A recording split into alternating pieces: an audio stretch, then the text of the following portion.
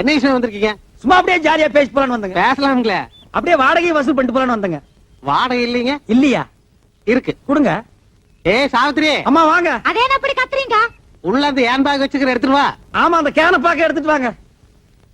இந்தாங்க பேக்கு. உள்ள 5000 ரூபாய் கட்டி வச்சிருக்கேன், பாத்து பத்திரம். எதுக்காப்புல எவனா திருடங்கட வந்து அடிச்சிட்டு போயிட போறானுங்க. கரெக்டா சொன்னமணி. அப்ப வரட்டா? வாங்க. வாருங்க. யோ, என்னையா இது நியாயம்? வாடகை கேட்டா வட்டுமான்ட்டு போற? சே சே சே சே, உங்க கூட பெரிய தொல்லையா போச்சு மாசமானா. நீங்க வந்து வாடகை கேக்குறது, நான் பதில் சொல்றது, எவனால ஆகுறது? இன்னைக்கு ரெண்டுல ஒரு முடிவு பண்ணிடணும்.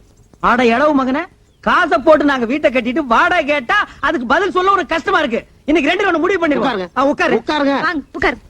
இதே மாசம் நமக்கு சங்கடமா இருக்கு. இன்னைக்கு ரெண்டுல ஒண்ணு முடிவு பண்ணிடுறது. நான் என்னங்க சொல்றேன்?